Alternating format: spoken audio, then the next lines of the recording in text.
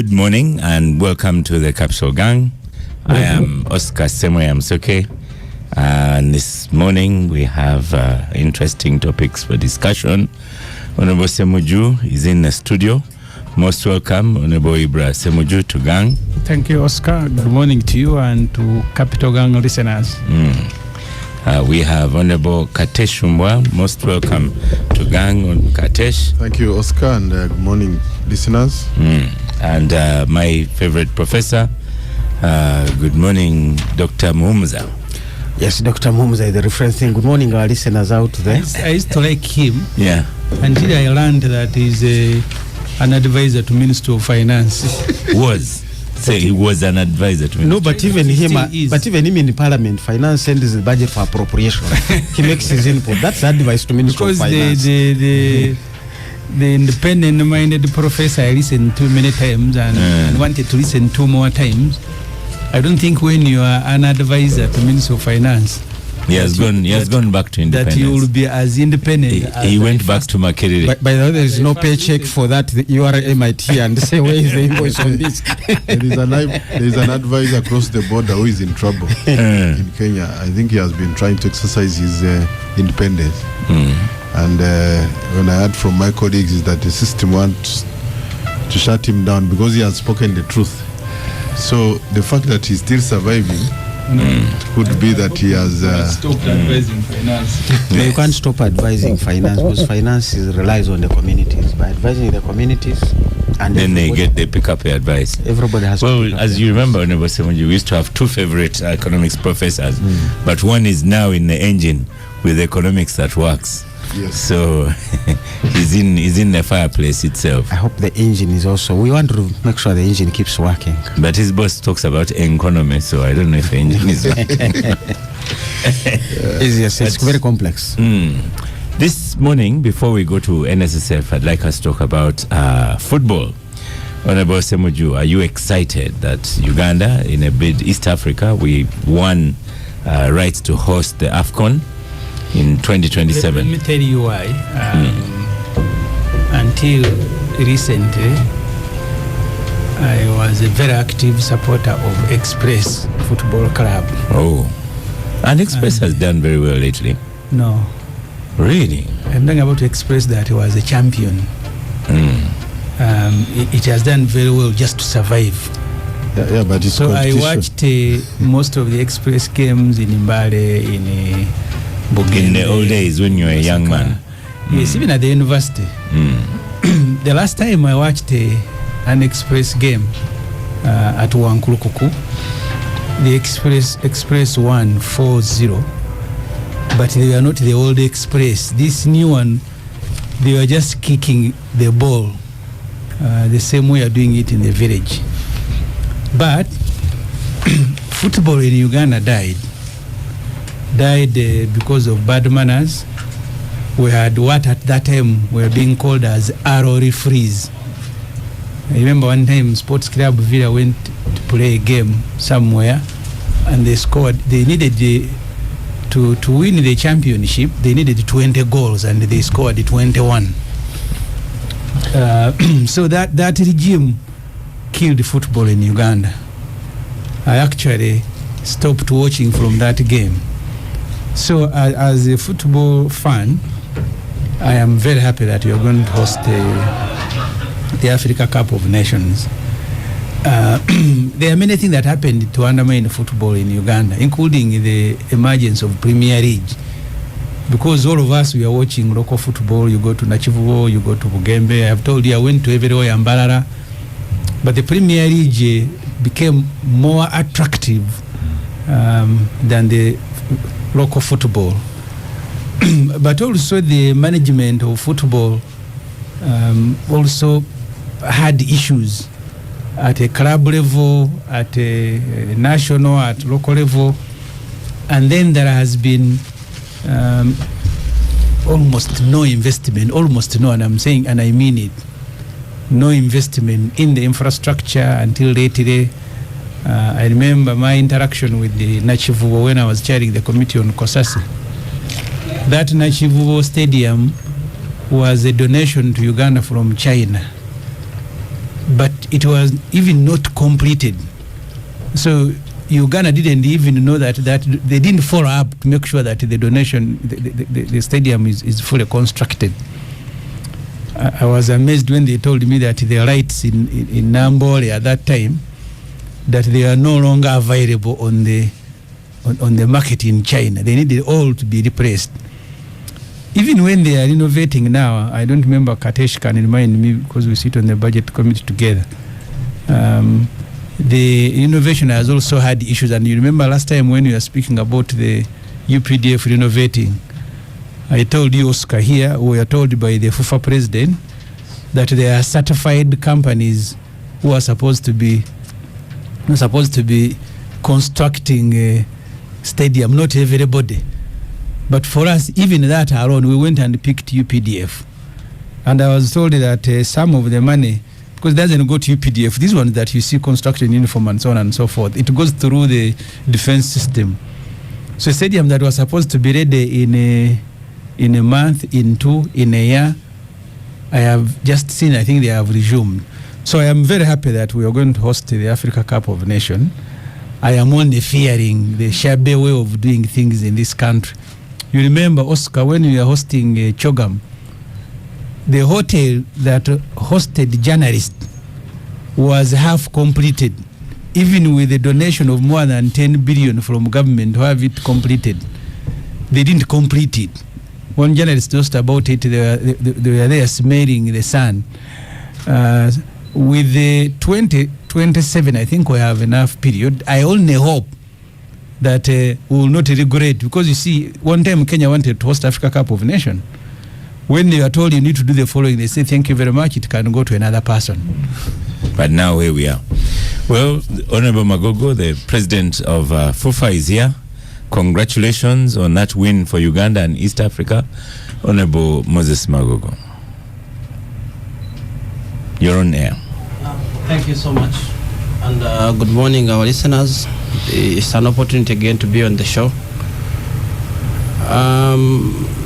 In my career as a football player, as a football administrator, there are many things that probably I have achieved, either in leadership or on the pitch.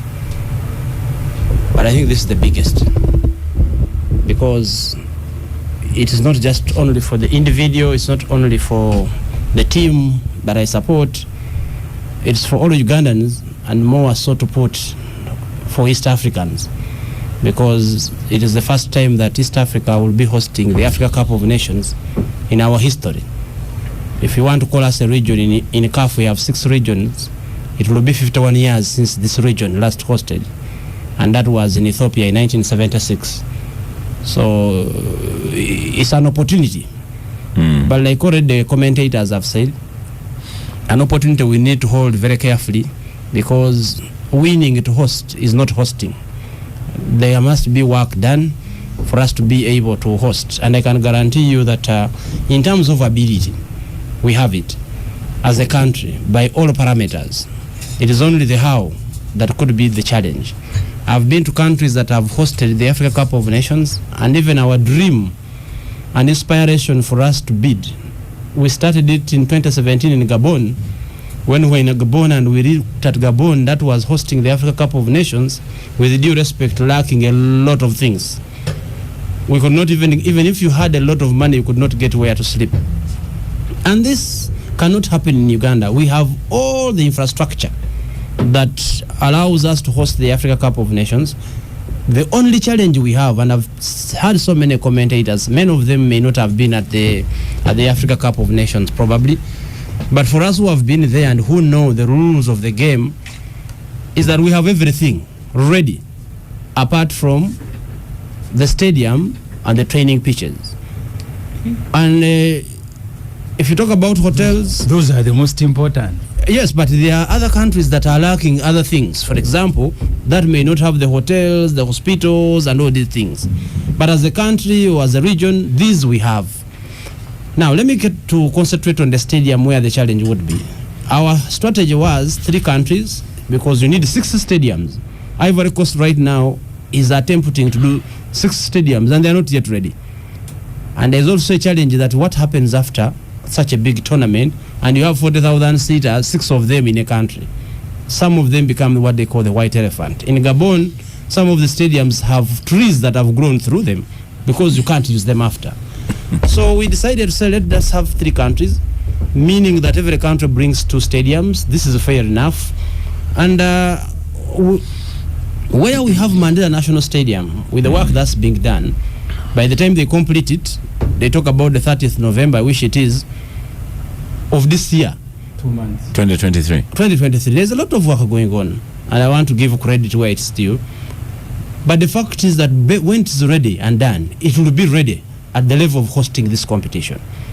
Now, the challenge as Uganda, realistically, is that we need the second, and in our strategy, the 3rd stadium. Why am I saying 2nd and 3rd?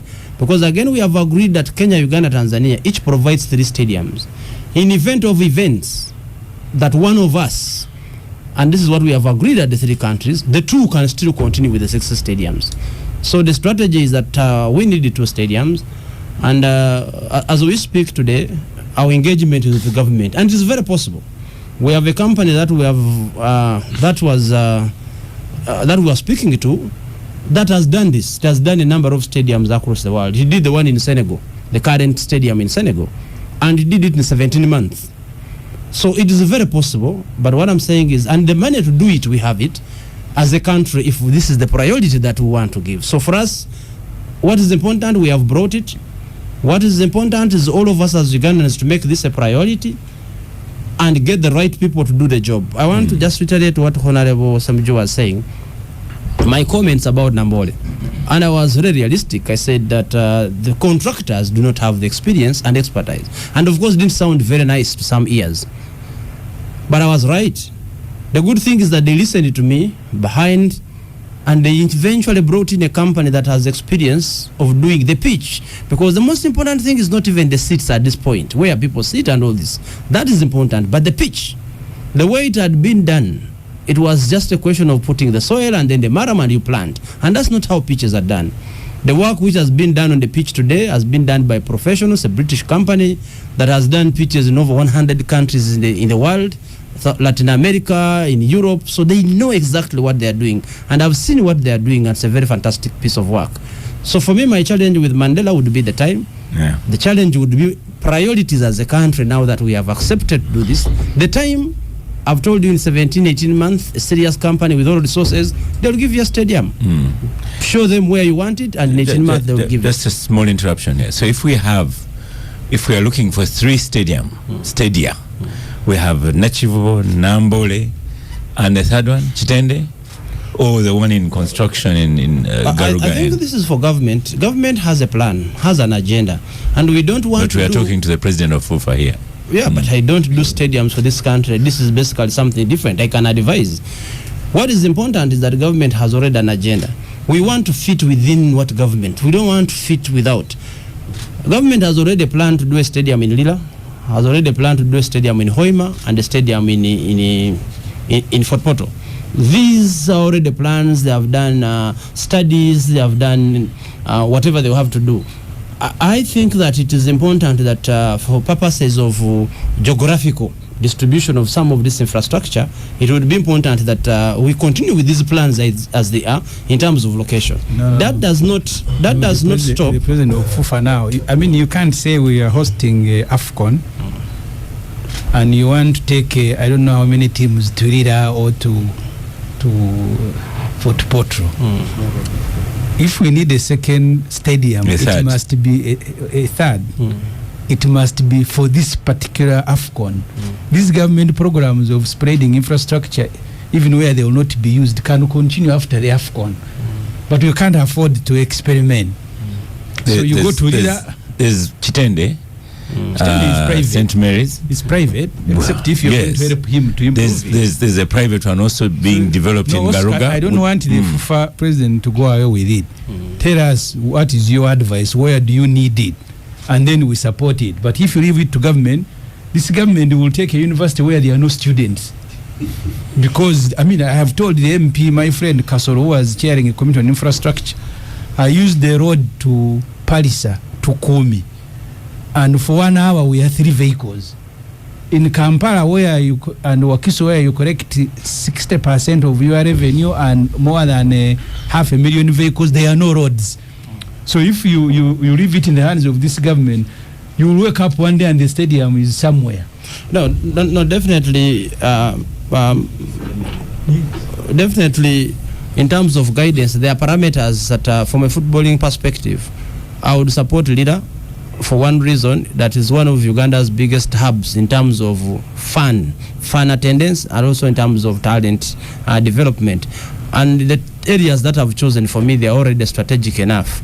If you look at Hoima, because of the international airport, one of the reasons we won this bid was that we said we have 80 international airports.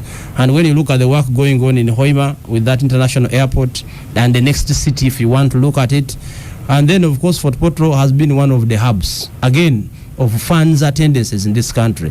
If you asked me in some places, in terms of attendance, because you're not going to put a stadium, a 30,000, a 40,000 seater, and the people in that area are really not interested in the game of football. Then definitely that will be something not right. But Fort Portal, Leader, for me, they are good enough. And it's also important for us to ensure that we have facilities outside the central region. Because in other countries, when you go to Nigeria, you will not play in Abuja, you will not play in Lagos. They will take you to Kaduna. They have a proper stadium there. But you, the visiting team, and what you go through, eventually this causes some of the teams lose some of the matches. This happens in football. So if you're asking for my opinion, I would support Leader. I would support Fort Portal. But there's nothing wrong with supporting private investors. Those that have already indicated that they have put something in place. St. Mary's Chitende, you might need less to make it ready than probably starting up another stadium in Fort Portal. But again, this is an engagement that we're having with the government next week, according to them on Thursday, whereby all these ideas are going to be brought onto the table. They will definitely come back to Parliament and the decision makers before they come into projects. So right now, the big question is getting stadiums. That's the first thing. Yes. Then last night we had a good debate. You know, football, a lot of people can talk about football. How will you apportion the matches? This is a discussion. Who goes to which country? And it is the final. Who gets the final? That's the biggest question. This is a discussion. In the initial, normally it has always been two countries hosting. So when you take the opener, you don't take the final. But with the three countries, it will definitely need the three of us to agree. We thought that was important for us, first of all, to get the bid. If we decided to share the matches before getting the bid, it would probably affected us in who's pulling and pushing. Yeah. What I'm sure is that we shall get an equitable way of how these matches are shared to the benefit. But what is important is that Uganda will always play in Uganda, and Kenya will always play in Kenya. If we make it, and Tanzania. Qualify? Yeah, we automatically the noisy Namfi has entered the studio. We automatically qualify, but we still play the qualifiers. Yeah. Why do we play the qualifiers? To keep the team engaged. And the results you get do not matter for you, but they matter for the others. So, by the way, because with the World Cup you have three countries hosting, who will host the final between Mexico, Canada, and the US? I need to Those check are that. Things we are going to copy from. I need to check that, but at the moment, game, and then another one hosts the final. But there are three. Yeah. Yes. One semi-final. I want to assure our listeners that there will be an equitable. Will it depend on the strength of the president of their FUFA? No, it will be an equitable way for everybody. I'm very sure that there will be an equitable way. Okay, let's have a discussion around the table. You vote, Oscar. The votes. Because it's the best way of dealing with them. Honorable Semujju, you've been voting all these times in Parliament, and you know what voting is like. You're most welcome to Gang, Honorable Lydia Anyoto. Most welcome to Gang. Thank you, Oscar, and good morning to the Gang members, to our guests, but also to the listeners. Yes. Katesh, you've been in things like customs, tax, and whatever. An event like AFCON is big for Uganda in terms of what Uganda can earn. Yes. First of all, I want to congratulate the former president and the people of Uganda and East Africa for this. I think this is a milestone, and the starting point, I think, for us as a country is to be able to quantify the economic benefit of hosting CAF as a country. And the economists here in government can be able to make some projections, because that should be able to determine the return on investment that we need to do. If we are going to host CAF, I'm thinking maybe possibly around 16 games on average, or 14. What is the quantifiable economic benefit in terms of the earnings that the country would get? If we are able to project that, then everybody's hands will be on the deck to say, okay, for us to be able to earn these millions of dollars, which is very important, we must be able to do ABCD. I think that's the starting point. Number two, in my opinion, there are three critical areas on which we should be focusing on, where we should be measured if we are as we host this. Number one is the performance of Team Uganda. You cannot be hosting CAF, but you as a team, you don't have a team. You lose the opening, or you fail to entertain, basically. So the performance of team, the Ugandan Cranes, how prepared are we? What strategies are we going to put in place to make sure that come 2027, okay, we have just fired the coach, and I know that the president has really, at some point, many Ugandans had got disinterested in football because of what used to happen. As you heard from Semujju as well. Yes, but I must give credit to Honorable Magogo. When he came in, there has been stability at FUFA, and there has been a long period of time where at least we have had, forget about the Premier League, when Uganda plays, when there is a game. BMK is listening to you. Kacha is saying it's AFCON, not AFCON. CAF, please. Yes. If you people listen. CAF is the body. Yes. I don't see any problem calling it CAF. Yes. It's AFCON, please. So thank you. If you look at the last 10-15 years, I think Ugandans have been able to support the Cranes, and there is interest. So what we need to see from FUFA is, in terms of preparation, we need to see more youth coming on board, so that we have a robust team that can be able to put up a show that we shall be proud of, because that's the first area for me. Number two, part of the reason I like football, yes, it is merit-based. That's why you will not find any M7 family member, because the results are instant. Before Semujju talks about M7, you cannot settle in the studio, okay? Number two, another critical area where we will be measured is our capacity to organize technically. How are we ready to organize this game in terms of the whole organization?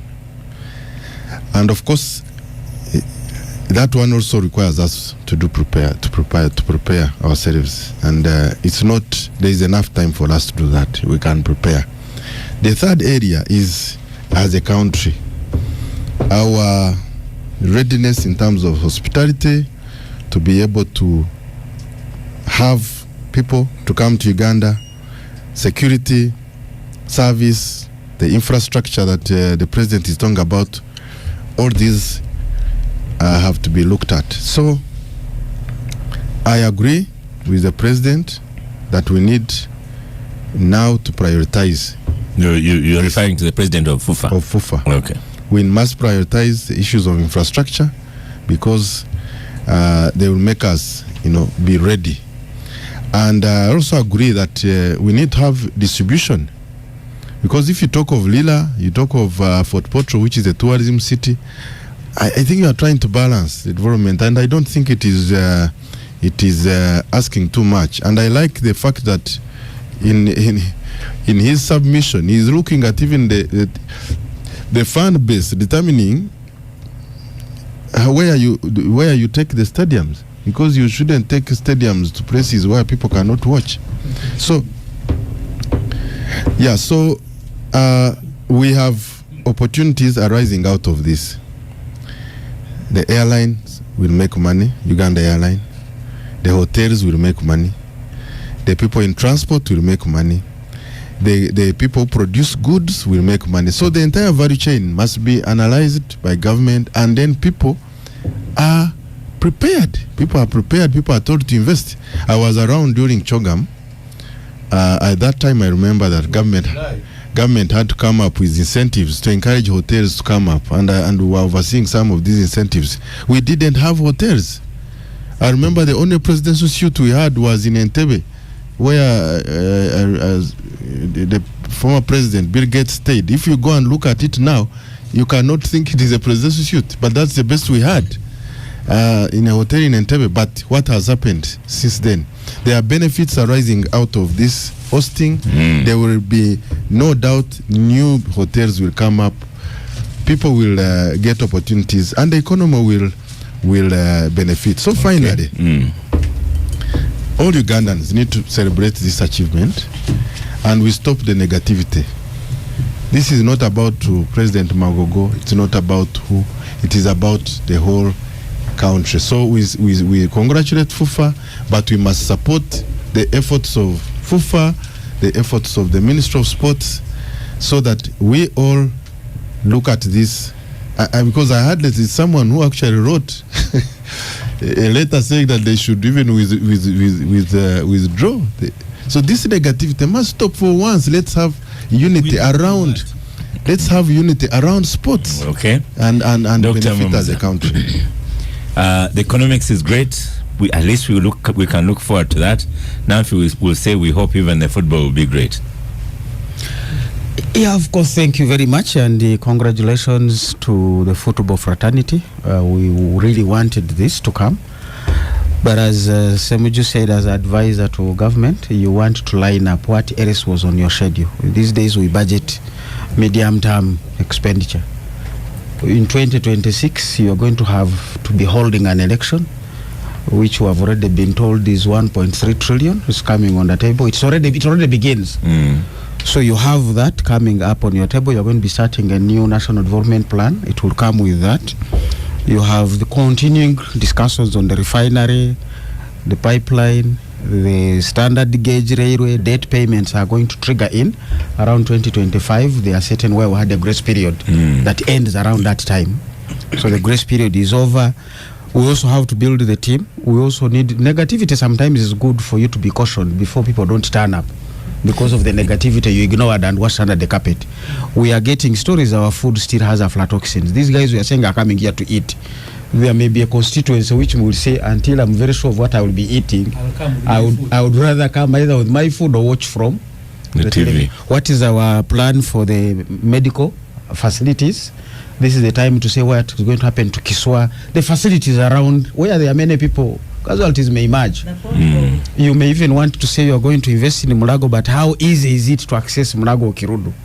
So all those things need to come into the picture. So the committee that is going to be put in place should not just look at the football, but most important and crucial for this is also the team.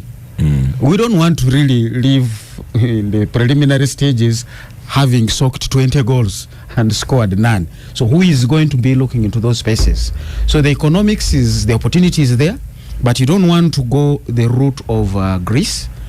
Greece, when they hold the Olympics in 2004, they invited the private sector to borrow. Government guarantees were there. They really invested 11 billion. Greece has never recovered up to today. US dollars. Up to today, Greece has never recovered. So you want to draw those lessons and look at the bigger picture. This is Semujju's mandate from me that I do advise both government and others. So please, you can continue listening in. We can learn from others. And this business of stadia, 2002, the Commonwealth was in Manchester. They put a very new stadium, but they made sure after that what happens, they handed it over to Man City to run it. So who are you going to give a 40,000 seater in Lira who can keep running it? You really want to make sure that even if there is a fan base, you don't want a 40,000 to have 2,000 people coming in to watch Boikwe. And some of them can be dismantled. So all those should come in here. As Semujju said, this is for AFCON. We can keep our long-term plan to say there will be an Akibwa in 2037, but for AFCON, where should this be? So can we have a conversation with Kitende to say they have already invested? We did this with Commonwealth, I think the CHOGM. We partnered with the Sudir in Munyonyo. So these are options you want to put on the table. I don't want to get into some of the details that came out, but at least shows you a potential if you manage a transition well and a planning well. Thank you. In Qatar, they dismantled one. Yeah, some of them you stadium, but also remember they had a hotel on the sea. Yeah. So you want to say, where can I accommodate people? Is it going to be villages? We have lessons from South Africa, the World Cup. Yeah. So some of these could be temporary structures that eventually can be dismantled. The B&B, you can bring in all these kinds of. So can we think broadly rather than sending now a 260 billion budget to Minister of Finance, whose budget is already constrained by things I've listed, and they are not walking away. And by the way, security is going to remain a concern. They too must ask for some money. Okay, Lydia on microphone. Mwalimu Muhumza knows how to bust a bubble very quickly. Yes. So, I want to start with the studios. I would like to congratulate Honorable Engineer Moses Magogo. Many of us have known Magogo when he became president of FUFA and also member of parliament, but some of us saw him from university.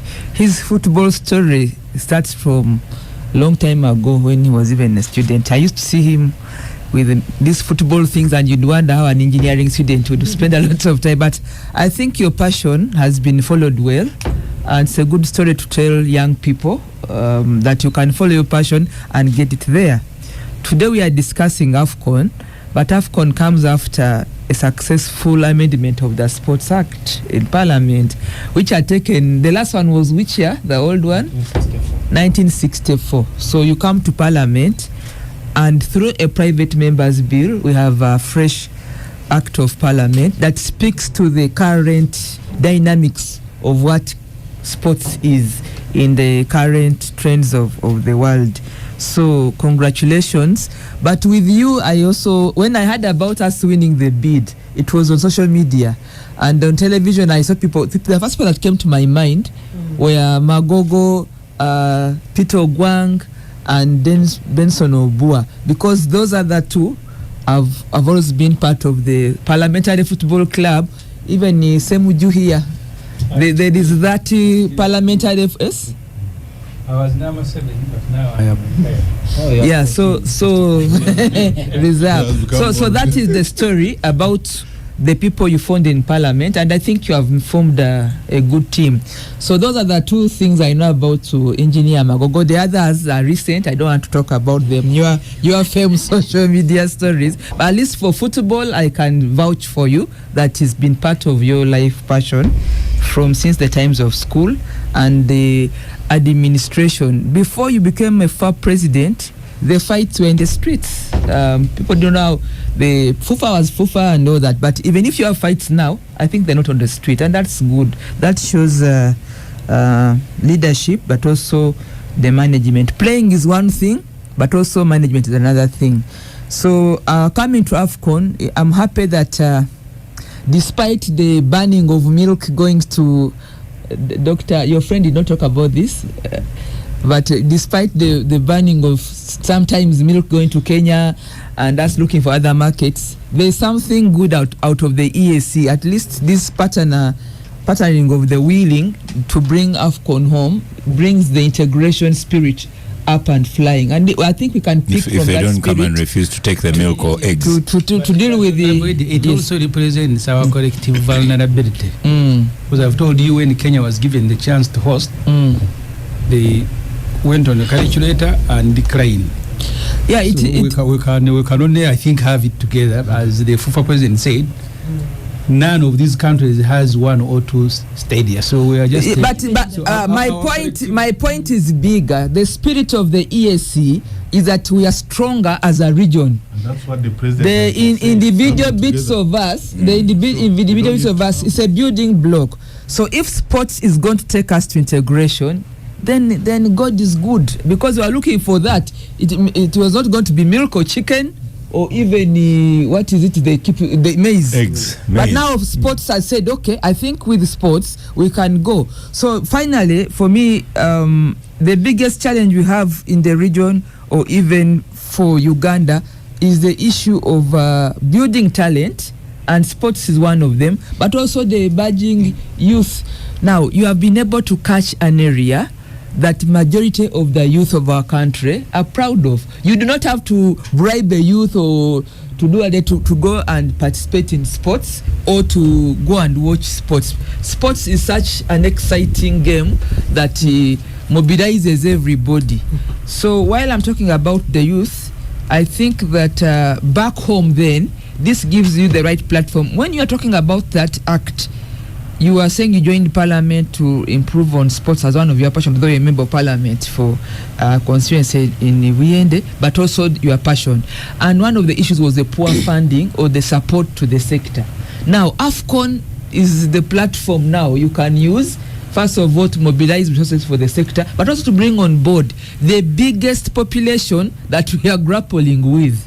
Because sports is not about playing in the field, but there are so many other business entities that come with it. I saw Semujju celebrating about football. This is not about who is going to be in the field. There is a big business behind sports, marketing, promotion, procurement. So I would be happy if you brought on board so many of our young people, because this is an area they would pride in, ICT and sports. The final bit of it, Oscar, if I may mention, is the issue of stadiums. I come from Mbale City.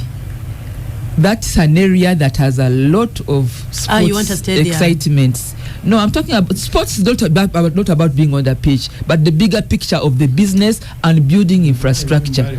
So Mbale is one area. I would have cheated that community if I did not speak for it, because Honorable Magogo, I don't know how many people disturb you more than me about supporting the young people of Mbale City. So congratulations.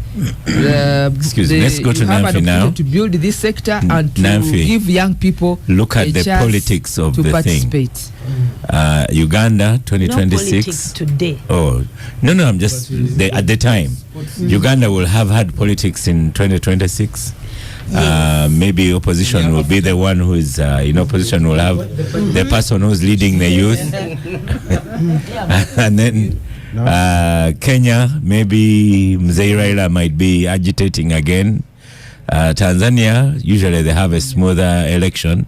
So in addition to what Dr. Mumza was saying here, Fred, is we need to add on committees that will look at what will the environment be like. Yes. This is 2027, right after 2026. Indeed. Pardon, Kate, it's going to be? It's going to be on the achievements of NRM government. Just for now. I always emphasize that after you've chased something for so long and you achieve the success, then spend some time to bask in that success, to simply enjoy the moment where you've made it. I remember last year, Mr. Magogo here, congratulations. I saw him celebrating, and it was the joy with which he was celebrating, the video on social media was actually infectious. And I'm very happy, not just for him. Yes, this is a milestone and quite a good achievement. I mean, and he I think in a way it is a response to his naysayers, including myself, because I've always been a naysayer.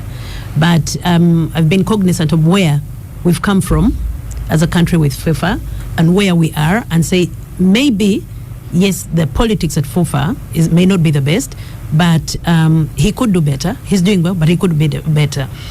But this, for me, is quite a massive achievement. And I've seen the response of Ugandans on social media. But you see, in a way, I understand where Ugandans are coming from. Even the best celebration in times of dire constraints, it's hard to get into a celebratory mode. So you could see the memes that were going around about calf buses falling in potholes. And but I think once we put that aside, I actually agree with Katesh that I want us to approach this with positivity. Without a positive approach, with cynicism, we're going to lose the opportunity that is this event. At first, when I saw the Pamoja bid from East Africa, I think I expressed my cynicism of, even if we got it, are we even ready? Yeah. And there is no doubt Uganda as a country is the weakest link in that Pamoja bid. But that said, it's a great grand opportunity that we can maximize. And I know 2026 is around the corner, and hopefully the president doesn't return, because with anything good, part of the Uganda cynicism is his presence in power. It just colors everything and makes the young people cynical about anything good that can come out of this. As in praying that he's out. Because if he's out, we'll maximize this. If he's still in, it's going to go the way of many other events that proved to be, which look like opportunities, but then proved to be anything but. And this includes CHOGM, this includes so many things we've tried to do, and in the end the powers that be have derailed any opportunities that we'll get. The CHOGM roads were bad, the hotels turned into a looting fest for the people in power. But seeing that most of the usual suspects are too weak to steal, maybe that will give the Ugandans an opportunity to maximize it. Because look at what happened with Qatar. They put on the most expensive World Cup. It was so expensive. And I think in the beginning, they didn't even look to make money at that point from it. But then they went on to make so much money in addition to cleaning up their image, broadcasting their country worldwide. No one doesn't know Qatar now. Most of the people knew. It was a small Middle Eastern country with less than 2 million in population. And yet they put on such, arguably, the best tournament that we've had today. Yeah. So for me, we have an opportunity to do that. Do we have the 200 billion to invest in this? With proper management, without people looking to steal everything that comes out of this, that 200 billion is going to be money well spent. That committee, it's very, very critical that we don't choose the usual suspects, the people who look at everything. Recently, I was in a village in Mukono, and the village LC kept on saying the problem with everyone is, what do they call it in Swahili? Is stomach first. Tumbo mbele. Kazi nyuma. So when we put aside the tumbo mbele, kazi nyuma attitude, tumbo mbele, kazi nyuma attitude, then this is a great opportunity. Yes, we've had a week of cynicism, but now let's start doing the work, because nothing changes if nothing changes. Thank you, Nafi. Let's go back to FUFA President Magogo, Honorable Magogo. This is such a great show today. I'll look at the recordings later. When you have a show, Semujju and Africa are not cynical and are on the positive side. Yes. It is, football is such a uniting factor. Yeah, but Oscar's... I think that Nafia said something that I've also been thinking about. We want to make an appeal that when they are forming the AFCON organizing committee for Uganda, we want competence and passion, not office bearers, because office bearers have other considerations when they are getting appointed there. We want competent and people with passion. People will be proud that AFCON has been delivered. Like those leaders in the NRM. I don't know whom to talk to, but you are sick. You are sick. You are a powerful person. Does not appoint FUFA committee, but I think I can work with Engineer Magogo here. People should not be appointed because of the offices they hold. We want competence and passion. One is an observation. Yes. Zambia lost their entire team, I think, except Karusha Bwaria. I remember that. They went around and recruited, I think, 60 players and 20-something coaches at the beginning. They nearly beat Nigeria in the finals, having lost the team preparing for AFCON. When we have a FUFA president here, I want to hear preparations also for the home team and when they are starting, because you see, let us allow him to talk. You deal with a government that is only interested in the power. Remember the president assigning Kashaka, and AFCON is big money. Kashaka to go to Ankole and identify our boys and girls who have finished senior 6 so we can dominate the command of UPDF. So there they will identify the boys and girls if it is military.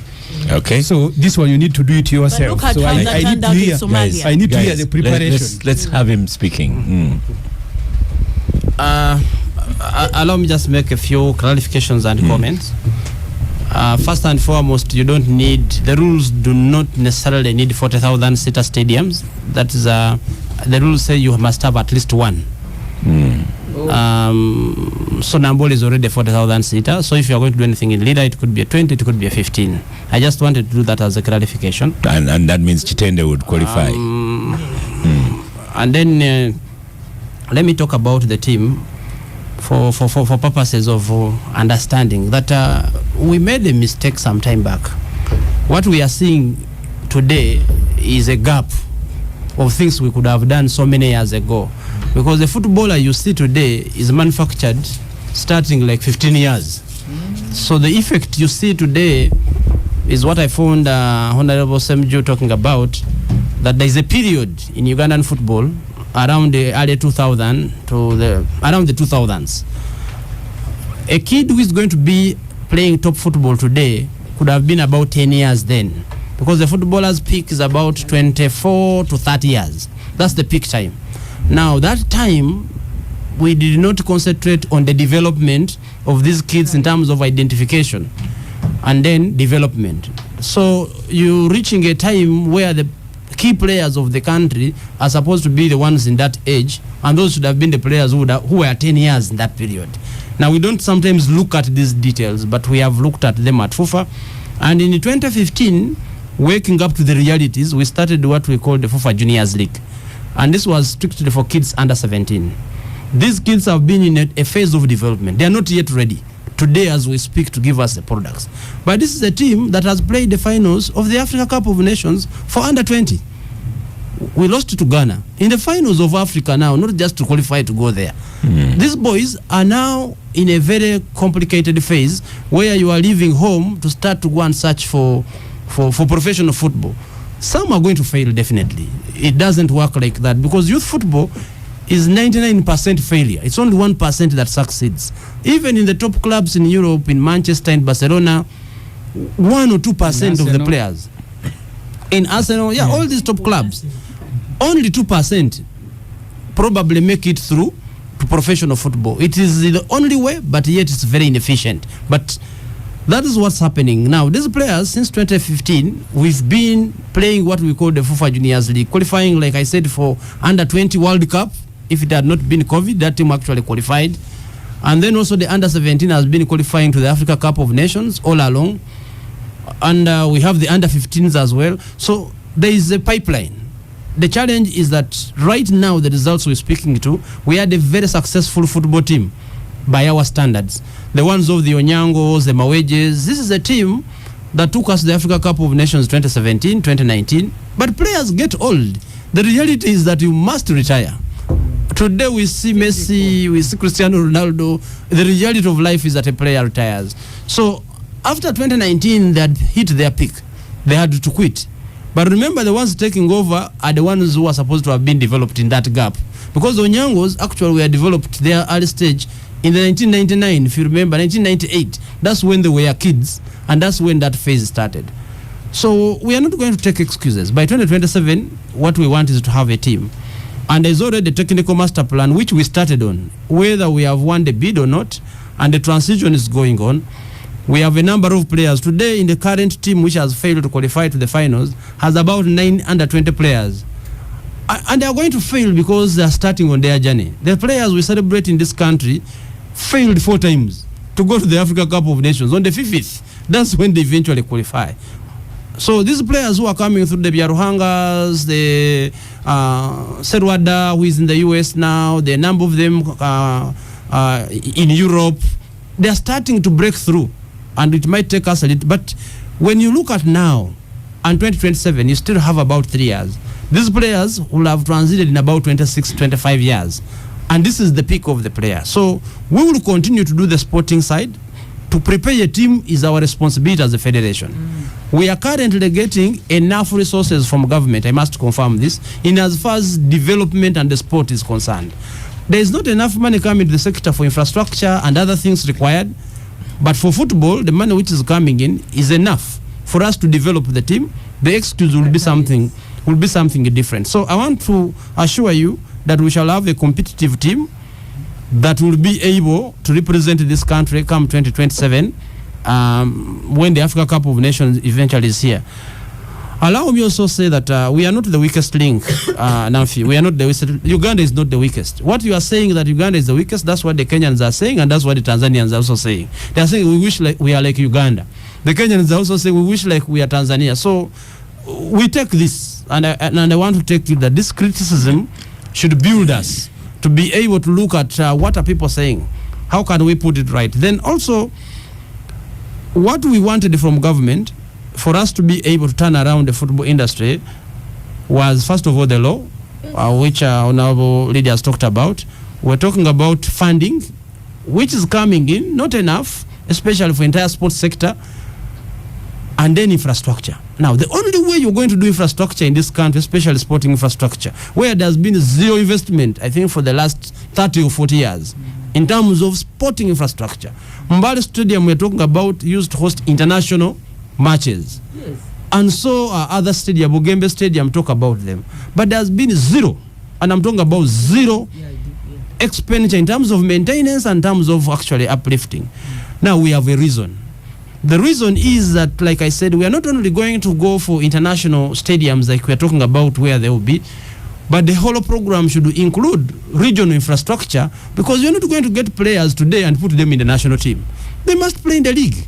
They must play in other competitions of development. So right from the villages, right from the zones, right from the regions, we need infrastructure. And this infrastructure is not expensive. Let us not look at it and think it is abnormal amount of money.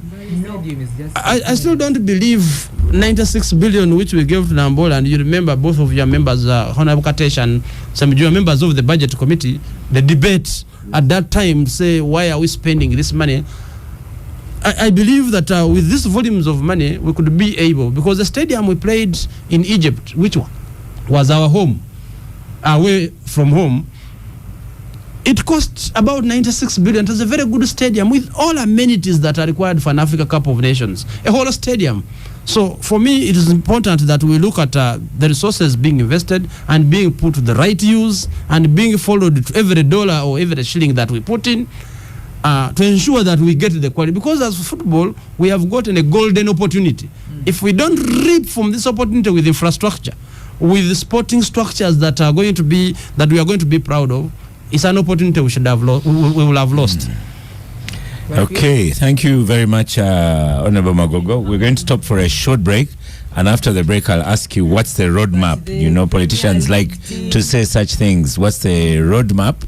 And then we'll go to NSSF and 10%.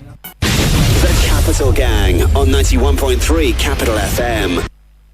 Welcome back from the break. This is the Capital Gang. We have FUFA President Honorable Magogo on gang. Honorable Magogo, as we conclude this topic, what's the way forward now? As Namfi said, let's bask. We are celebrating. Of course, there are these jokes. My best video is on the Cameroonians arriving from a dusty somewhere, and they're all sticking with mud from dust. But so we are doing the laughing. But what's the way forward? What's next? Once again, a big opportunity. The Africa Cup of Nations, which was in Cameroon 2021, was watched in 168 countries, including Brazil.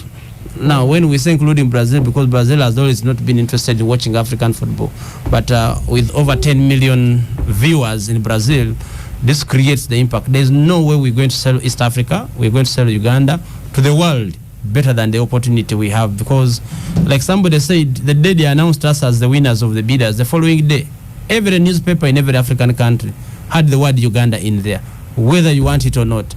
So for me, it's an opportunity being watched across 6 continents, and the best way to communicate Uganda. The best way forward is that next week, it has already been agreed, because there isn't a lot of time. We're meeting the Ministry of Education and Sports, the technical officials as a federation, to draw out the points in as far as what do we need to ensure that we successfully host the Africa Cup of Nations, from the sporting infrastructure, and of course from there, this is going to be a multi-ministerial project, meaning that it's going to bring in works, migration, tourism. So at that level, after the Ministry of Education and Sports has formed what looks like the way forward, we'll definitely bring in the other government agencies that are responsible. Then we shall form the Ugandan way forward. And this is being done in replica in Kenya and Tanzania. Now at that stage, that's when we'll come together and we'll draw a direction. The questions we're answering, how many matches will be where, who will host what, at that point. That is when we will come out with the way forward. And then we have been doing this in the bid. When we are doing the bid, this is how we have been doing it, and for us to be successful. One of the reasons why we won this bid is simply because we were the bidder that had 6 stadiums physically in place. Incidentally, we have Nambole. Nambole is a stadium. Nachivubo is a stadium. And CAF came here. And then Kenya has 2. But Kenya and Tanzania has 2. Kasarani and Nyayo, they are physically built stadiums. Okay. Then there's Benjamin Mkapa. I thought the 6 were in Uganda. No, that's Africa. That's our strength. Pamoja.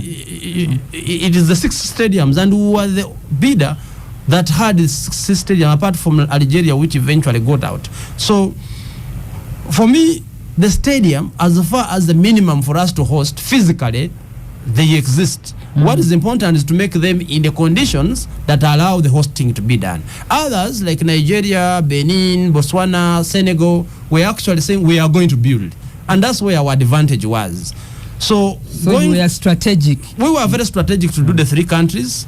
And also we were able to draw in the 3 governments. There has been a lot of support from the government of Uganda, right from His Excellency the President of the Republic, on the day of voting, whereby we had to call on to him to make sure that there is engagement. These bids are not won the way we see them. There is a lot of diplomacy at a higher level than federations that was indeed required. And I must mention that the president had to be involved to call a number of other presidents of other countries to be able for us to win. And I give credit to him for the time he has given this particular bid to be successful. If this effort continues even at the stage of implementation, that as the head of the state, he looks at the implementation stage and ensure that everybody is whipped to be doing what they're supposed to be doing, and we did right, I believe by 2027, we'll host Africa Cup of Nations without any challenge. Finally, Honorable Magogo, in the meantime, these leagues, I was trying to persuade Semujju as you came in that Express has done well in recent times. Villa is waking up in waking up, in its being woken up, because it, as Semujju said, it had died, but the resurrection is happening. And other clubs, how are you going to support them? Because it's important that the Uganda population starts going to football matches and so on. It's a big sporting agenda for us. And even if you look at what Saudi Arabia is doing, is that they have deliberately decided to invest in football clubs to ensure that they said they want to do the World Cup 2030. That's the bigger objective. But they have deliberately decided to invest into 4 football clubs and bring world football in Saudi Arabia. I think it is time for us to look at not only the government, but also the corporate world at this point to try and invest in some strategic clubs. And for me, strategic clubs are not necessarily the biggest clubs, but strategic clubs are community clubs, the clubs that talk to the communities. I'll tell you, not because Lydia is here, we are doing a lot of work with Mbale Heroes, bringing it back. There's been a lot of work behind the scenes. No, you can say even when I am here, because it's on your microphone on. Go on, please. We have been doing a lot of work to ensure that we bring back Mbale Heroes, because you will have that community. We have done a lot of work in Acholi. There's a new club which is emerging. And then we're also doing work with the people in Fort Portal to also bring up another club there. So we believe that these community clubs, and this has been supported by the new law, these community clubs should be directly supported, because the challenge is always the beginning finances. Eventually, this can turn into a business model of itself to sustain itself. So if we're talking about this opportunity, it should also be an opportunity, Oscar, like you're putting it, to revive local football. And you cannot revive local football by doing the clubs that we already have, but you have to look for the clubs that are actually Community Express, perfect. Sports Club Villa, those are community clubs with a lot of following, maybe in the city. But Mbale, Lira, Gulu, and then Fort Potro, Masaka, these have been known as football hubs. And of course, West Nile itself, if these are put together, and then some resources injected for about 1 or 2, 3 years, they eventually become rolling machines on their own. Okay. We won't conclude on football yet. We will conclude a little bit later. Let's go to favorite professor here to talk about 10%. Right. So NSSF, Dr. Mumuza, had a payout this week. 10%. Should we celebrate the 10%? Why not? In these moments, anything. Because we've had 14% before, we've had 13%. Yeah, but that speaks to the state of the economy and where the investments have been and what they are brought back. There are certain things you want to look at. They are brought down what we call the cost-income ratio. Those are some fundamentals. What is it costing you to bring some money in? They have been trying to drive that down. As if that trend continues, we might see more contributions. But also look at who is in NSSF, and this is where the football discussion also comes in, because NSSF is trying to bring in more people to make contributions. But we have noticed that majority of Ugandans really, how much are they earning? So even as you talk of 10%, there are certain people whose contributions after 20 years is 8 million. So that guy, even when he gets 10%, is just 800,000. It's a few individuals who have like 1 billion, 600 million, 2 billion, who when you talk of 10%, that fellow is getting some 200 million. So it's a part of the ecosystem. How is the economy like? And so the 10% is partly reflection of the state of the economy. And I'm sure they were also able to get this because about 75% of the money is invested in government bonds, which are giving a return of 12, 15, sometimes 17%. But they have tried out. I think they had quite a number of houses in Lubowa, over 300. They have only seen interest in 16 of them. So the economy is not very well for them to give the 15 or even more. They set their target low, so they will tell you they hit the target because they said as long as we pay more than the average of inflation of 10 years, and inflation for average inflation over 10 years. And that was about 4.8%, the inflation rate for Uganda for 10 years. So 10%, they will tell you have paid over 5% on top of the target we set. But you want to look into those other dynamics. When I retire and pick my package, if all you have there is 8 million, what do you do with 8 million when you have retired at 55 or even 60? So it speaks to a greater ecosystem. Can people be actively involved? And as the Honorable Magogo has also said, who is going to support the football even after you inject in? This is fan base. Now, if the fan base is that poor, so for me, whether the stadium is 10,000 people, it has a minimum cost that people must come and watch those games every weekend, raise the minimum. So we need to be looking at the state of the economy we are in. One, how do we build it so that the investments of NSSF can go a long way to reward their members, but also when you retire, what do you do with your income? It's really a very dicey situation.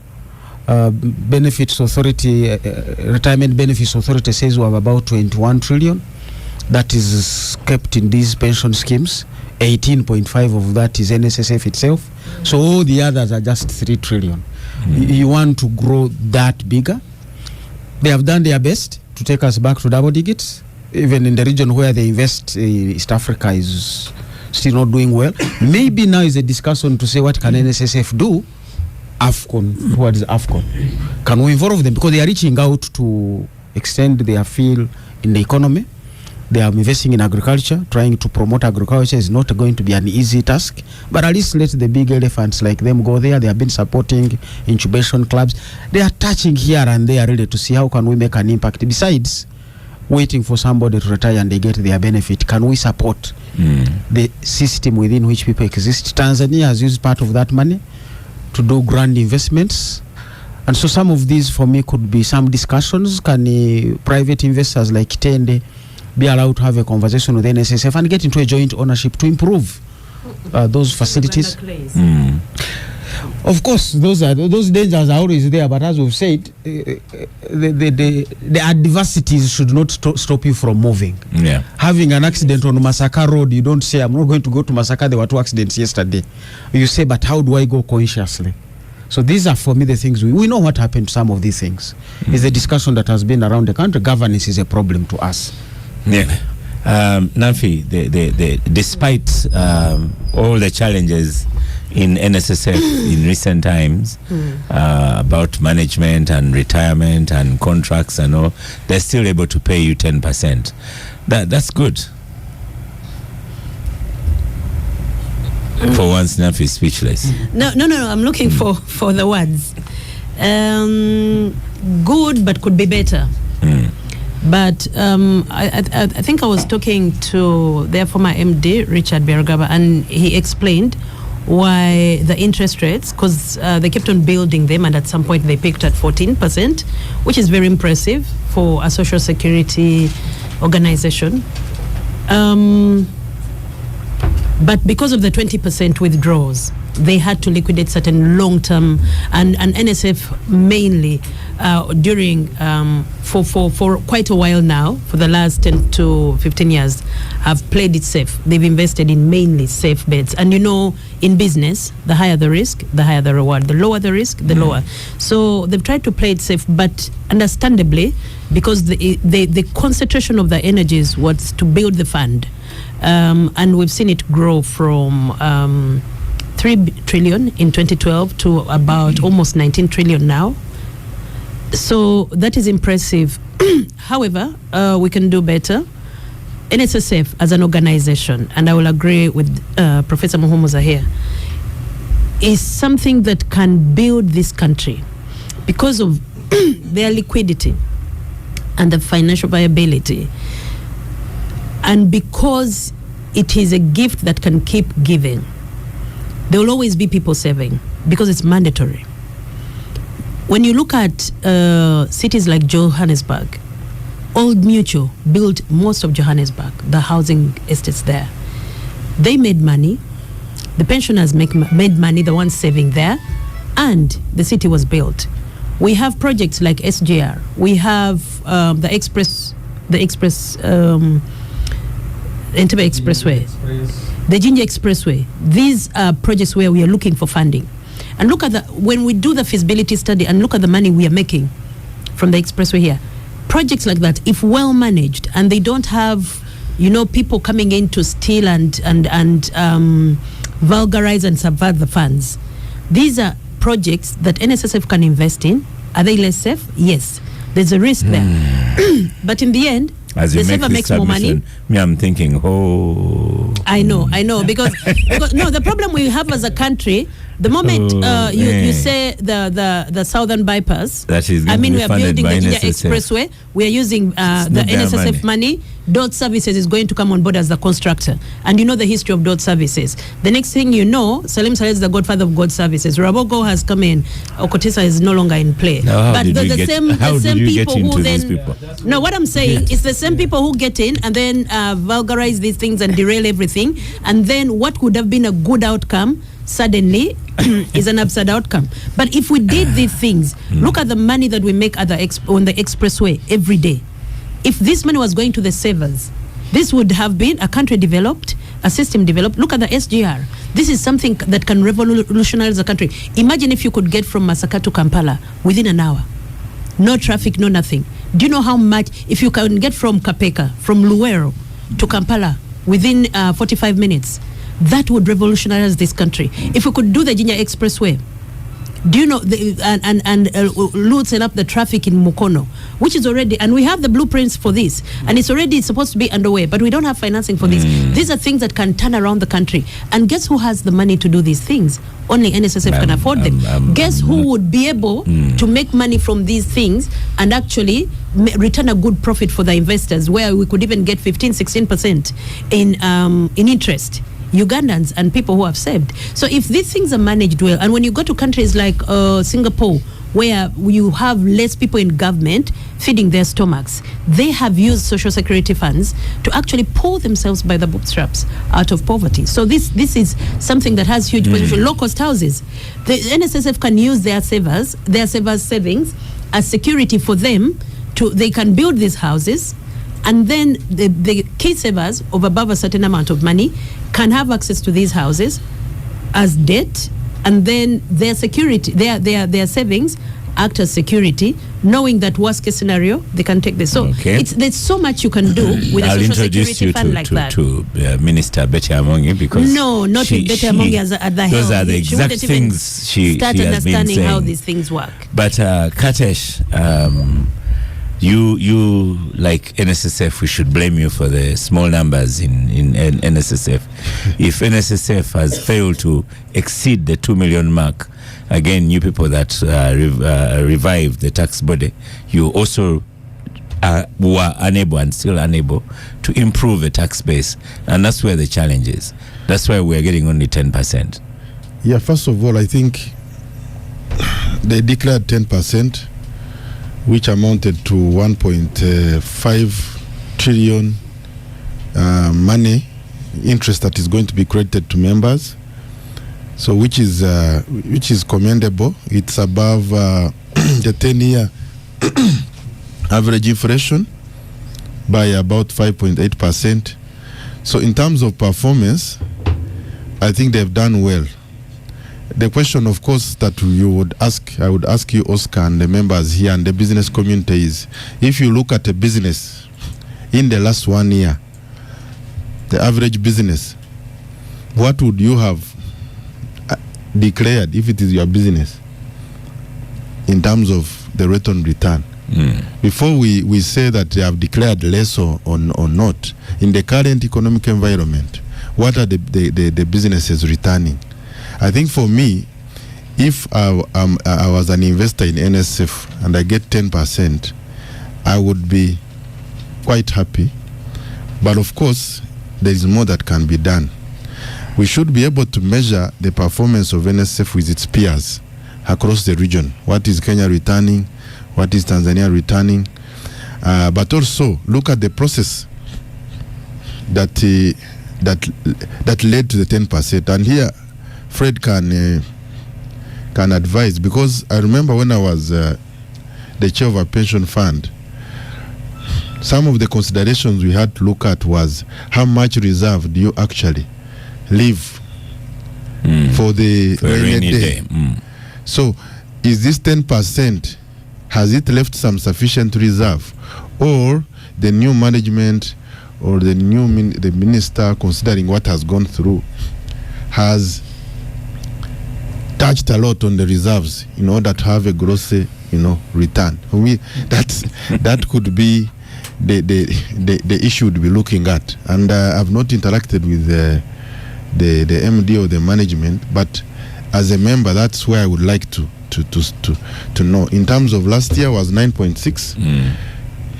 How much reserve has been touched vis-a-vis last year or increased? Exactly.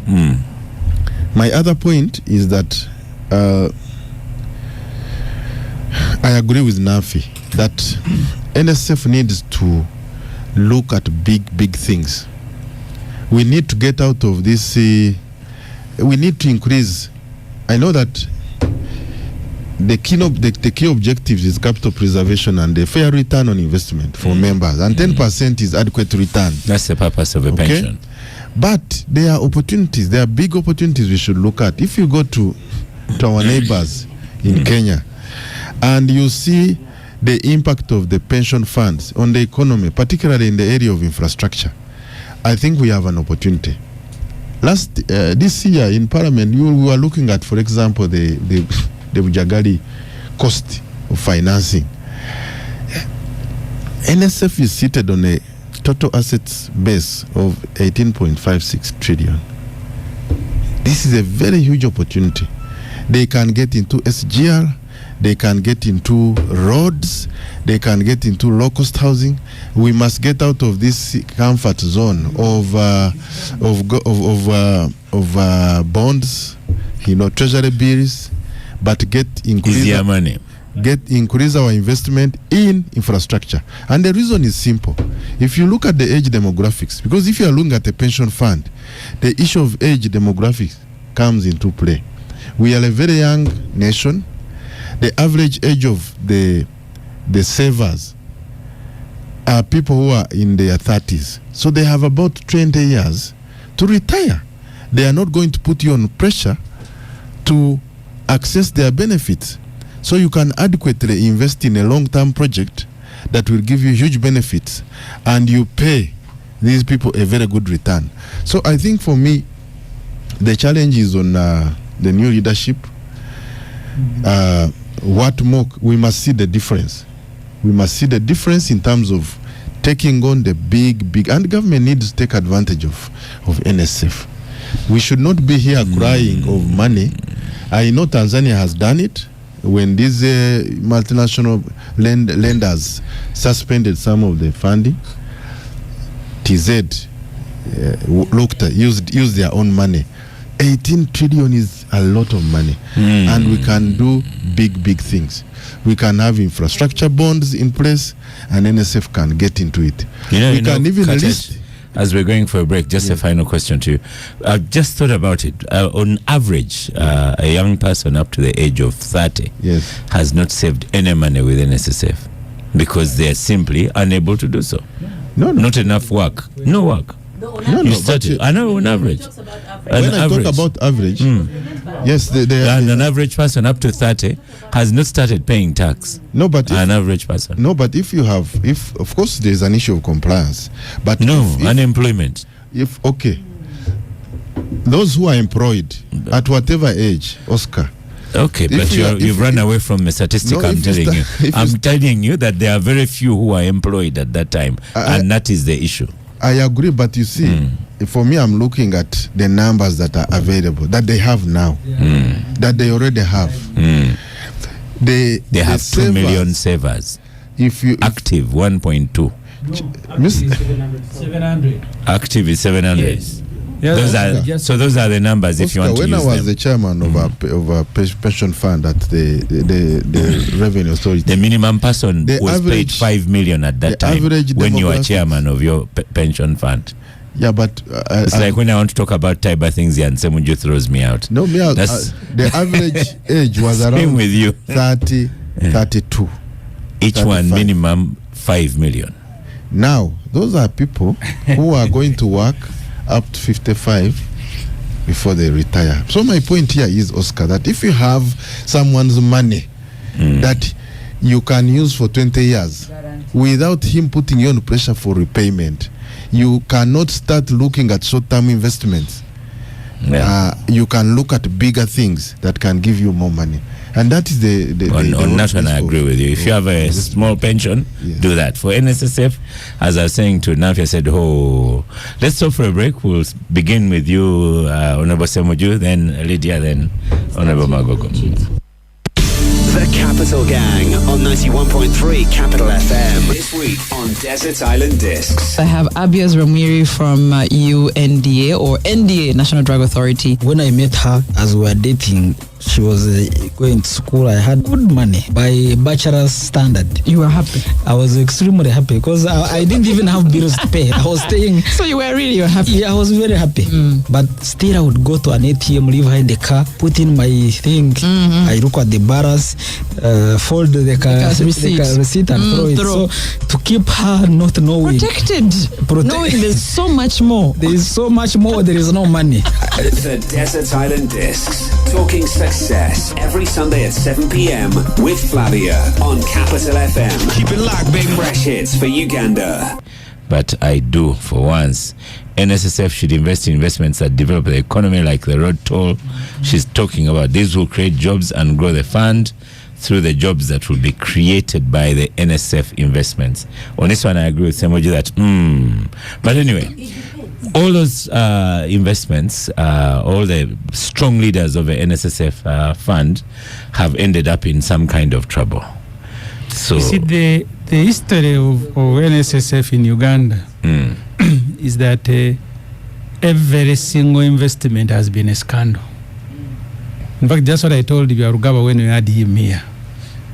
The reason they chose to go for bonds and throw their money at banks, even personal safety, was because every single investment had landed any one of those guys running NSSF into trouble. Because many investments in Uganda don't exist on their own merit. There will be someone riding it on his back into NSSF offices. Either Mama Mbaba was saying, I have Timangalo, please come. The most recent one was the Madavan. These ones who own a tea plantation. Yes. Because they did not announce that it is available. All you hear is that NSSF is going to buy it at this amount. So that's why I think safely and Byarugaba was successful in not having NSSF in the newspapers for many years, was because he said all the money, I think either 70% or even more than that percentage, is in commercial banks for people to borrow. So the investment that you want NSSF to do, for which Byaranga is agreeing with NAMFCA or Katesh or anyone else, just make them attractive. Because what Tanzania did, I went to visit Dodoma University, is that they went for social funds, but government made a guarantee that instead of giving our money to China in interests, would rather give more to the pension funds. And that's what the government in Tanzania did. Make the money available, even if it is stolen, as Namfuka said, by some companies, government will make sure that the money stolen is returned. So those of you who want a NSSF and a SGRI and everything else, I think the first point is for government to guarantee, because we had issues with Uganda Clays. No guarantee. They went there thinking there will be money, and then they took it over and so on and so forth. But for me, the point I wanted to make, Oscar, earlier on, usually there is excitement about NSSF, and I need someone to help me understand. Because when NSSF announces a 10% interest, it is celebrated as if everybody in NSSF is going to walk to their offices the following day to pick the money. You need to do calculations. So at the moment, who is the beneficiary of this 10%? If it's just a very small percentage, then there is nothing to celebrate, because they will credit to your account at that time, like they did with 14%. Then they make losses here and there, and then 2 years later they are reducing. So when the whole NSSF makes a loss, all of you are going to be making a loss. Yes. The best example to use is the one that Dr. Mumza gave. If your money is 8 million in NSSF, you have now earned 800. So now you have 8.8 million. Yes. That's so it means that it collects more interest so going when you make forward. A loss, then it goes to 8.3. No, it doesn't go down. It doesn't go away. So next year you might get 5%. That's what. Yeah. So in effect, it stays the same. So but the point, that I have understood. So the big point I see with the NSSF is that the numbers have remained the same. That's why Katesh couldn't navigate the issue of employment. He ran away from it very quickly for the last because he was in the tax body where they were responsible for growing the numbers. 10 years ago, when I was chairing a committee on Kosasian Parliament and I interacted with Byarugaba, he thought that by liberalizing the pension fund, you will have more either voluntary or more people will be brought in. But the numbers have remained 500,000, 600,000, 700. Which, by the way, means that jobs in Uganda are not growing. Because if 10 years ago, NSSF had 1.2 million people on bulk, it by the way also tells you how many people are losing jobs in Uganda every year. Because the numbers have stagnated there. So the amount of money that NSSF has today is money for almost just 500,000 people. Then you have another 500,000 people working with the government. So where is the rest of the country? And the liberalization, when it happened, the point for which Betty was quarreling with the Byarugaba was that you're going to have more voluntary. I don't know how many they are today, the voluntary savers like Namfuka. Because if there are also many, it means that the credibility of NSSF as an institution has also gone up. Because It's not that they don't exist, but people are fearing. When you read these stories and hear them every day, you really have to pick courage to go and put your money there. And I know there are not many, and I don't know whether it was Katesh's advice that had once suggested that tax the unit trust. At least that one they shied away from it quickly, but they are not many. I think the point that the point that Biarugawa made to me 10 years ago was that people who have social coverage in Uganda, I think at that time were less than 10. Either Kenya had gone to about 22, and then countries like Singapore mentioned earlier, they were at 98%, and I think even that hasn't changed. So people who have social coverage, and that's what should interest the government more. That you have people who every day are walking out of work, yes, they have no security, and I don't see any effort to grow that. Let's have Honorable Magogo before Honorable Wanyoto. The big question for you is footballers. Do you have a structure for them to pay tax, for them to save with NSSF? Because seeing that there are that many, and as both Katesh and Lydia pointed out, they really could get employment opportunities in sport.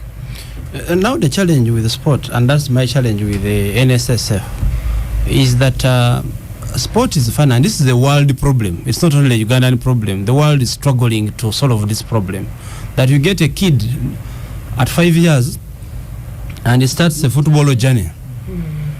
In the formative years, being a footballer, you wake up to do is go onto the pitch, run around, and be very good at free kicks and corners.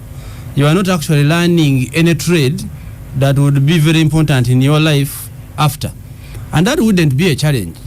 You live a life of a star, you looked after, you're pampered in the media, and your retirement age is just 30 years.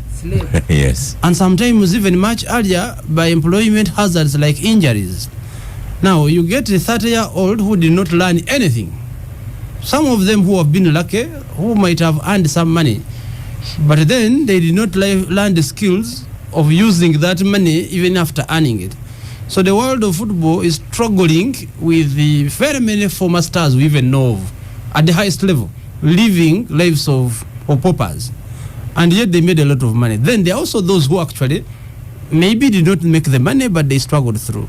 So I think the whole challenge is that the current NSSF, and in our contracts of players, we say you must pay the taxes, you must pay NSSF for the professional players. But it does not solve the actual problem. Retirement NSSF is 55 years. That's when you should take your full benefit. But here your trade ends at 30 years. And at that time, you should be able to pick out all your savings. So I think our challenge as sport is having a law as far as pension is concerned that looks at the realities of a kid who starts getting money at 18 years, sometimes very good money, sometimes outside the country whereby probably this law is not working. And then at 30 years is retiring. So for me, that's the challenge. If we have to look at it, then we have to look at it either liberalizing the entire pension fund sector, whereby there are other players other than the monopoly, or redesigning the law to take care of such specialities like sport. Lydia? See, the NRM has a way out of it. All the retiring old men are presidential advisors. They don't need to go and pick their NSSF. That whole list has pensioners. So you retire as NRM vice chairman or like Kintu Musoke, and then you immediately. I hope that Semujju is complaining about Tirinyi. Parisa Kumi Roads is listening. Go on. But Lydia. No, but you see the life expectancy of Semujju, the life expectancy of Ugandan is going up. So how many can president advisors accommodate? All that office is elastic. Then, as Women's League, I have a fallback position. So anyway, first of all, I congratulate the NSSF upon I think there was some good news after a lot of bad news of 6 months or so, or 4 before that, so they were able to bring together. It's not a cover-up. We were able to bring together the annual general briefing of stakeholders and they announced the 10%. People who have saved the bigger monies, like what Dr. Mhumuza has said, got more money. I had somebody that day who said, "Oh, there's a message on my phone," and it was 22 million. So you can imagine another one I think was 30 million. So those are people that have, I think, bigger, 200 million. so bigger money. But like that, if you have little money, then it is about maybe even 800,000. So you know, so those inequalities happen. But you know, the act, but also the name of the institution is the National Social Security Fund.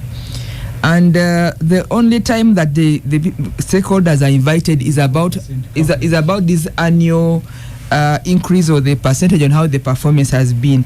I really, beyond they have been able to put this voluntary saving so that even if you don't work for government like Kateshi was or other people or parliament, you can sell your food in Nakasero market and take your interest to your account in NSSF as a voluntary saver. So it's open. You can be a ground staff at Taiba High School, then you get your salary, you save, you take some to NSSF as a ground staff. So ground staff. So, but the point I want to raise that I think NSSF should do as a program or as a product, train and expose their savers, people who save with them, like in their last 5 years, on the options about their money when they can withdraw it. Either they can leave it there and join the voluntary scheme, or if they want to withdraw it and do business, what other business ventures that they can engage in, so that people do not blow up their 8 million or their 12 million. That's not done. And the people now follow, people are not being in business, they follow what they see others doing. Because Katesh has a beautiful lodge in some park, I think that I can now get my saving and get a loan and I follow what Katesh is doing. You don't know what Katesh has gone through to be part of the tourism industry sector. It's good to have a role model. But the point I'm trying to say is that can NSSF that talks about social security partner with even if it is the Kateshis of Uganda or other agencies to be able to expose their savers that look, you are saving with us, but these are the options you can use for your money to social security to back up your incomes after you've worked or later. Secondly, if they cannot do for them, because somebody is talking about to they do that. I'm a member, but I've never gone. I have never been invited. That's that there are so many people, because I'm a member of that fund. They do it. So they should expand it so that it even works for those that are in voluntary service to reduce the risks. My point is that they should reduce the risks and be able to help the people who are saving with them. It's a new trend. Even banks do it these days. So we're going to have a seminar. That's why we are here to enhance on that, so that people can. Then if they do it, why people are making mistakes? I'm not arguing against you. I'm giving you extra information. So the point I'm trying to raise, as you give your information in your time, is that this is my time. They should enhance their stakeholders to be able to put good use to their investments, so that the security is actually actualized in the life after the savings, or the daily incomes that they have. Okay. Yes. As the microphone goes to Fred Mumuza here, just a quick one. Yes, from my previous experience, we did a survey, and at that time we found out that when people would leave the authority and get their pension, within 5 years, they would be completely out, and money would be finished. Why? Because people would retire. The moment people know that you have retired, all the proposals will come on the table. Speculators, gamblers with business proposals. So what Lydia is saying is very important, and I don't think it is only for NSF, the literacy, financial literacy, has to start not when someone is about to retire, because sometimes it's too late. You must be able to take care of your members. People are dying. Maybe 10 years before they retire, so that they go into the You missed a show here. We had Katesh where we were told PDM people, even people take a second wife. Yeah, exactly. When they get PDM money. So the whole issue is not limited to literacy, including even us as legislators. When you retire, you start. One time I traveled with a businessman on a flight. He was going to China to buy goods. Very old man, and he told me, he said, "Young man, I want to advise you that start preparing for your retirement." At my age, to find myself traveling 8 hours in economy to go and start buying a container of goods, bring to Uganda, start struggling. It's a very, there are certain businesses you cannot do at a certain age. So NSF and also institutions who have members that are saving must also incorporate it into their human resource plans. Prepare people for retirement, expose them for trainings, but not theoretical training of where you bring someone, he does a presentation, but maybe get successful business people, good farmers who have practical experiences to reach out to members. Okay. Also look at the areas of investment like securities where people can put money, because you may not have a good idea, you may be worried about going into farming, but maybe you can go into bonds. But how many people in an average institution know how you can actually invest in a stock market? I think that's important a very big to have that kind of financial literacy, and a lot of people get it very late in Uganda, or not at all. So, Fred Mumza, there's a post here on Twitter or on X by Robert Mwanda says, I think 10% interest is very good. Very few businesses can give you that return on investment. Take, for example, the Entebbe Expressway that has been mentioned was built at a highly inflated cost, and it may take up to 40 years to recoup such money. That's not ideal for NSSF, is it? Yeah, I think 10%, as we said, is good, because even now if you take a fixed deposit in a bank, they will give you in the range of 10 to 12%. So really for them, I think and was the 1 or 2 may end up in costs. Yeah, but also talking about what people do with their money, we shouldn't forget the ecosystem within which people are operating. If you read the Daily Monitor today, you have seen what has been happening to people's properties. So we don't want to blame somebody who picks their money from NSSF and within 2 years they have collapsed. It's a general economic system for everybody, including those who have taken loans from banks, even those who had their own assets. So the economic hardships will hit all of them. I think that is one thing we want to put out there. Secondly, we need to know that the NSSF money, 75% of this money is already with government. So even as we say NSSF invest in roads, and it has put its money, because they are balancing out the best return and safety. Now the best return in this economy, as we are discussing here, is 17% 20-year bond of government, and they have put their money there. Safety is also within government, until maybe if government doesn't manage itself well and you get the route of Ghana, there is that risk out there of debt stress and debt distress. You want to keep watching that. So the NSSF have done their best. The 18 trillion is already deployed in different areas. There are some areas, as we said, the 307 almost houses in Loboa, maybe that was a wrong investment, too high end, where there is no market in real estate. So they have done their best. We'll also need to look back at what is the nature of the economy. The Bureau of Statistics has given us information. On average, a male Ugandan earns 250,000. A female is earning 130,000. Now, even if these people began contributing to NSSF 15%, really they are putting in less than 20,000 per month, less than 250,000 per year, which will be less than 24 million after I don't know how many years. So we are still in a very fragile situation, and we cannot think the NSSF is going to fly out there outside the major issues of the economy that need to be fixed, partly by what government has already taken from them. The 75%, 13.5 trillion of the fund is actually in government bonds. So what is government doing with that is no longer a question of NSSF board and management, But the bigger discussion where the members of parliament are sitting to say how are we appropriating the budget to grow this economy to speak to everybody.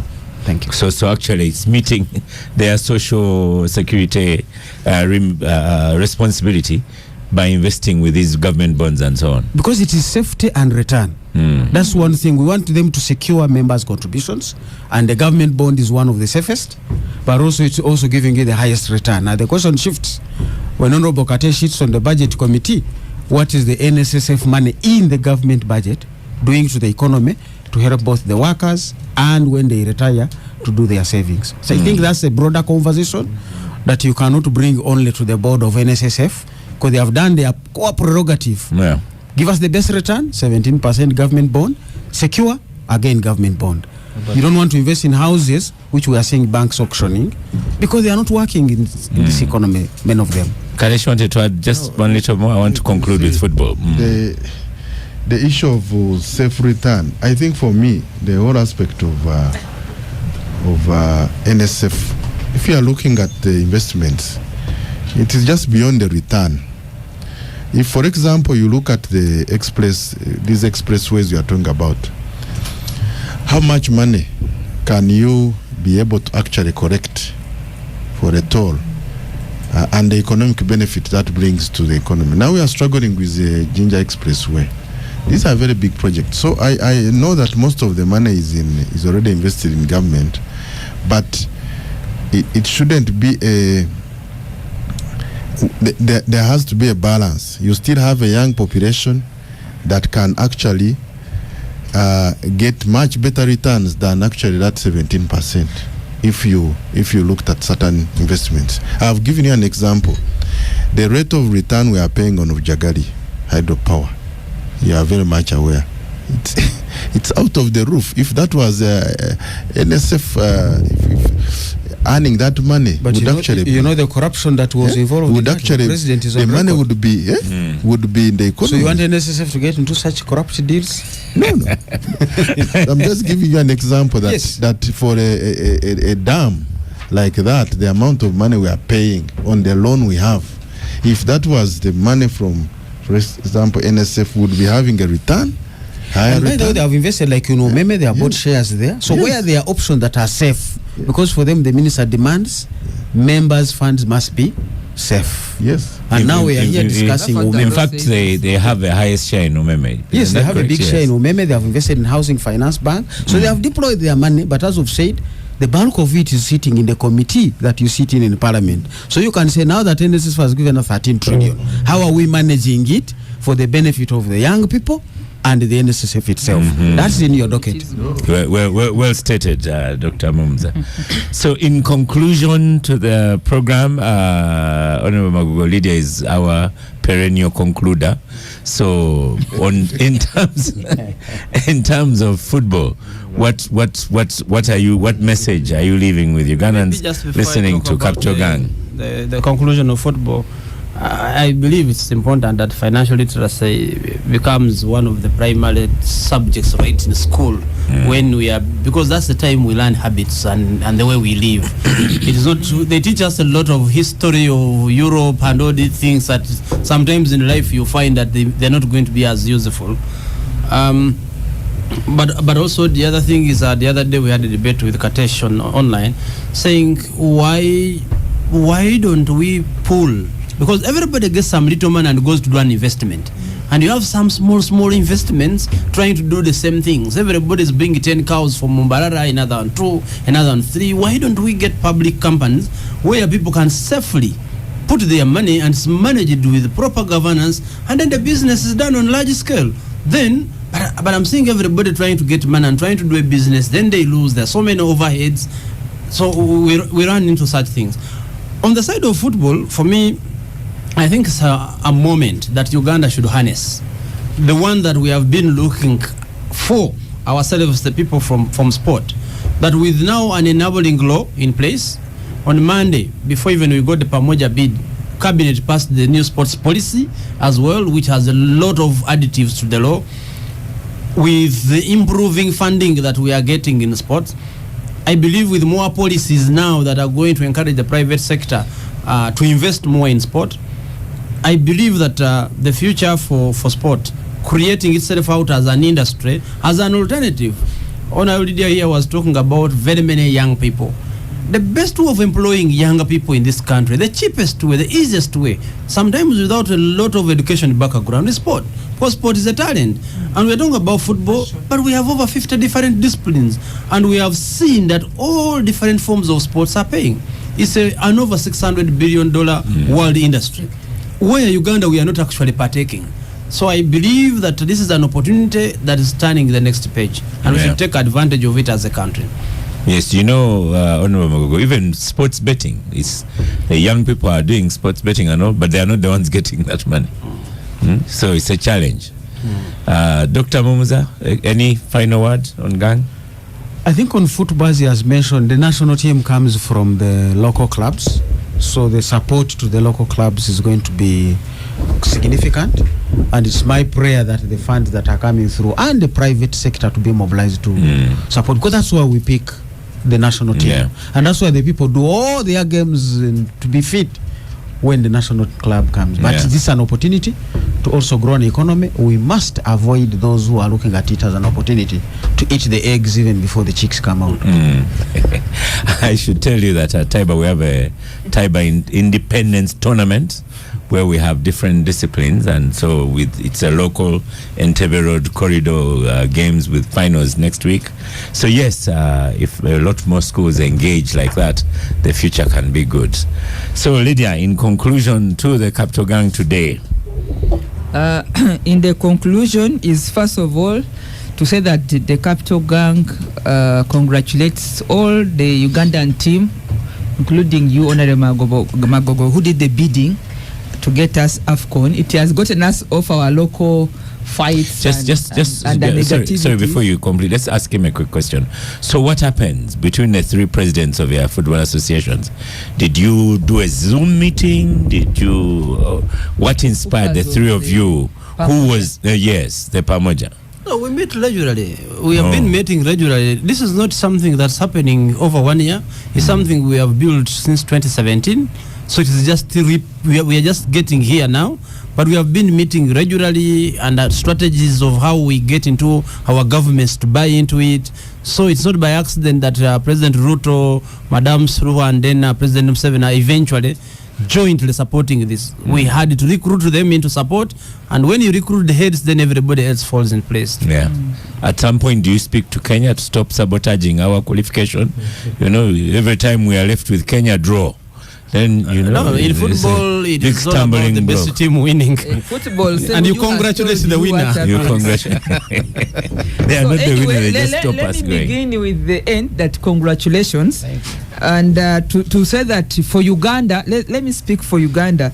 To say that during your tenure, we've seen a management of the contradictions of any sector and leadership being managed, I think, more in boardrooms than the media, which is also good for us, and that attracts people to share celebrations with you. There's also what you call this Premier League, where I normally see Lina Uganda and other teams. If you cannot build onto that to grow and build talent and also stability of the sports sector in Uganda, including the laws and the policies we're talking about. This morning, Oscar, when I was leaving home to come for the gang, I found my neighbor with his son driving out. So I went to greet him, and I asked the young boy, "Where are you going?" He said, "I'm going for football." But he had even had on his wrist, there was this Uganda flag, colors wrist.